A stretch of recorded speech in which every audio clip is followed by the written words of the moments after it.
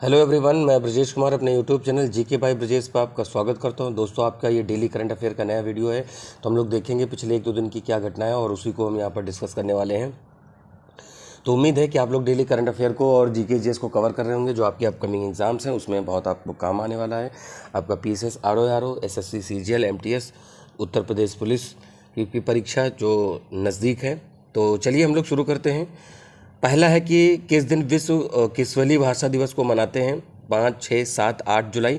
तो यहाँ पर देखिए क्या है कि लैंग्वेज है। देखिए 7 जुलाई को हर साल विश्व किस्वली दिवस मनाया जाता है। ये अफ्रीका में सबसे व्यापक रूप में बोले जाने वाली भाषाओं में से एक है। अब आपको लगेगा कि इतना लैंग्वेज का कहाँ याद कर पाएंगे। मुद्दा ये है कि पहली बात ये है कहाँ कि अफ्रीका कॉन्टिनेंट की है, ठीक है।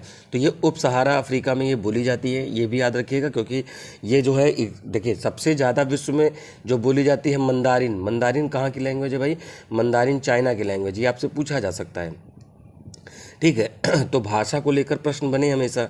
और सॉरी एसएससी सीजीएल का तो ये एक पेट क्वेश्चन रहा है, तो इस वजह से आप यहाँ पर बिल्कुल ध्यान दीजिएगा। एसएससी में तो ऐसे बहुत प्रश्न पूछे जाते हैं, ठीक है। चलिए अगले प्रश्न पे आते हैं। किसके द्वारा भारतीय अंतरिक्ष हैकाथन लॉन्च किया गया है? नीति आयोग, डीआरडीओ, इसरो या शिक्षा मंत्रालय? ठीक है, देखिए थोड़ा इसके बारे में डिस्कस कर देते हैं। यहाँ पर तो इसरो है, इंडियन स्पेस रिसर्च ऑर्गेनाइजेशन, ठीक है। ये 15 अगस्त 1969 को बना है। डीआरडीओ आपका 1958 में बना है, defence research development organisation. DRDO missile वगैरह टेस्ट करता है, इसरो सैटेलाइट लॉन्च करता है। नीति आयोग का क्या है भाई? नीति आयोग का फुल फॉर्म है national institute for transforming India, ठीक है। तो यहाँ पर क्या है कि भाई यहाँ नीति आयोग जो है प्लानिंग कमीशन की जगह बना था, 1 जनवरी 2015 से बना था, ठीक। जो एजुकेशन मिनिस्ट्री है, इसको पहले हम जानते थे एचआरडी मिनिस्ट्री से, ह्यूमन एंड रिसोर्स डेवलपमेंट, मानव विकास संसाधन मंत्रालय के रूप में हम इसको जानते थे। तो यहाँ पर जो भारतीय अंतरिक्ष हैकाथन है, इसको इसरो ने लॉन्च किया है, ठीक है। तो यहाँ पर देखिए इसरो के जो अध्यक्ष हैं श्री पाणिकर सोमनाथ। अब आप कहोगे कि ये कैसा नाम है, आपने सोमनाथ का नाम सुना था, एस सोमनाथ इनका पूरा नाम है, ठीक है। तो श्रीधर पाणिकर इनका पूरा नाम है। इनके द्वारा पहले राष्ट्रीय अंतरिक्ष दिवस के हिस्से के रूप में लॉन्च किया गया है। तो ये चीज़ आपसे प्रश्न पूछा जा सकता है। इसरो के बारे में मैंने आपको डिटेल दी। डीआरडीओ बताया, डीआरडीओ के हेड इस समय जो है समीर वी कामत हैं। इनका 1 साल के लिए कार्यकाल बढ़ा है, समीर वी कामत है। तो ये भी याद रखिएगा, क्योंकि हमेशा प्रश्न पूछे जाते हैं इनके अध्यक्ष कौन है। डीआरडीओ हुआ, इसरो हुआ, इस तरह से सेबी है, आरबीआई है, तो इस तरह से पूछा जाता है, ठीक है। चलिए अगले प्रश्न पर आते हैं।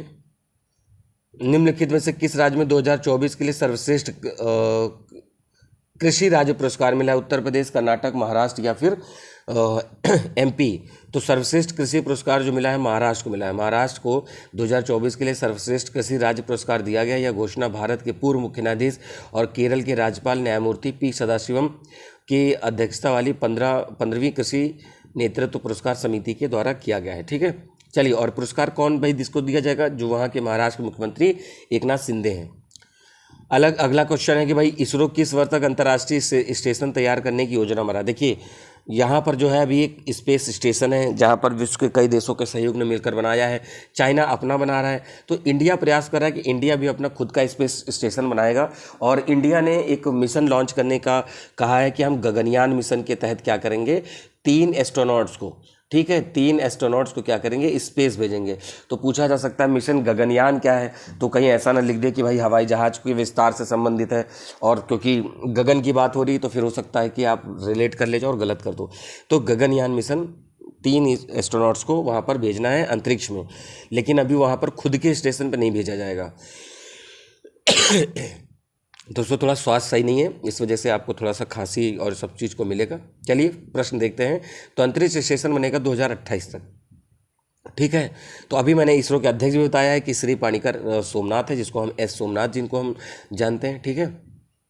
ये याद रखिएगा। अगला है वृक्षारोपण जन अभियान 2024 के तहत नेपाल सीमा पर कौन सी राज्य सरकार मित्र वन योजना शुरू कर रही है?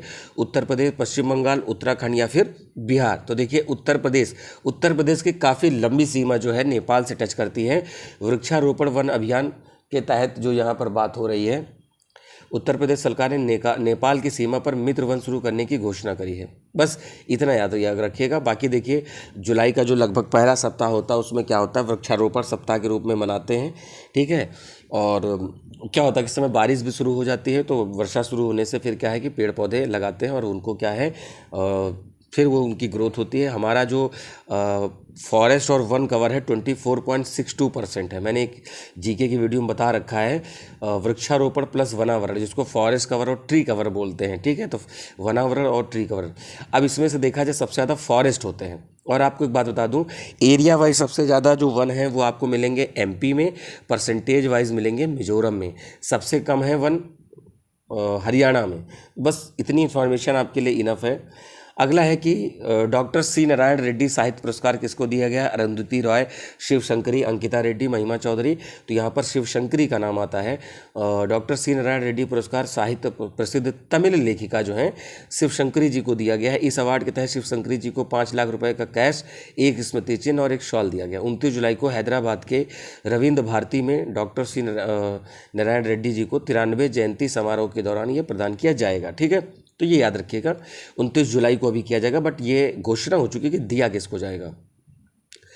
अगला प्रश्न है दोस्तों, ध्रुव सितवाला किस खेल से संबंधित है जिन्होंने एशियन चैंपियनशिप का खिताब जीता है? गोल्फ, बिलियर्ड्स, शतरंज या बैडमिंटन? तो यहाँ पर देखिए बिलियर्ड्स, ठीक है। बिलियर्ड्स में से आपने पंकज अडवाणी का नाम बहुत सुना होगा और वो इंडिया के टॉप प्लेयर हैं इस मामले में।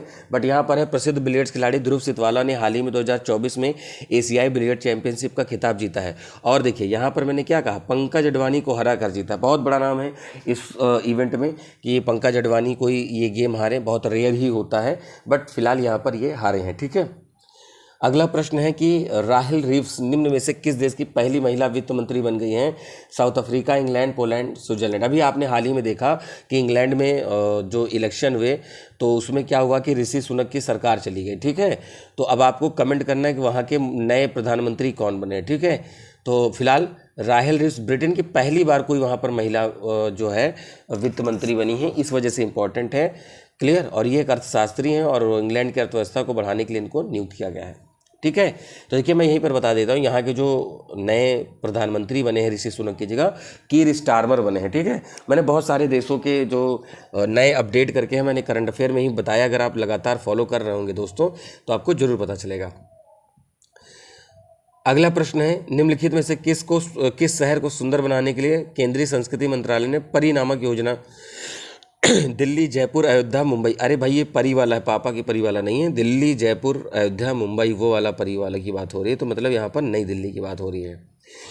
तो विश्व धरोहर समिति ने 46वीं बैठक के अवसर पर केंद्रीय संस्कृति मंत्रालय ने दिल्ली को सुंदर बनाने के लिए परी नामक, भाई दिल्ली को देखिए वहाँ पर क्या है कि एक टनल बनाई गई और क्या है बाईपास बनाया गया। उसमें भी देखा कि पहली बारिश में पानी भर गया, दिल्ली एयरपोर्ट अलग से गिर गया, जबलपुर एयरपोर्ट की छत अलग से गिर गई, बिहार में पुल के गिरने का सिलसिला जारी है। मतलब ऐसा लग रहा है जैसे कंपटीशन है कि हम फर्स्ट पहले कौन गिरेगा, ठीक है।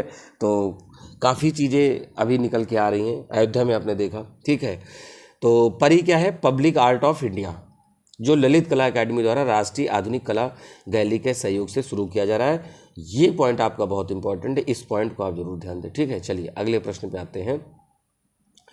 अगला प्रश्न है, एशियाई स्क्वैश चैंपियनशिप 2024 का आयोजन कहाँ किया जाएगा, जिसमें भारत ने 2 खिताब जीते हैं? China, south Korea, Japan, Malaysia. तो यहाँ पर मलेशिया में किया जाएगा। मलेशिया के जोहोर में आयोजित एशियाई स्क्वैश डबल्स में 2024 में भारतीय पुरुष टीम ने युगल और मिश्रित युगल जीते हैं, ठीक है।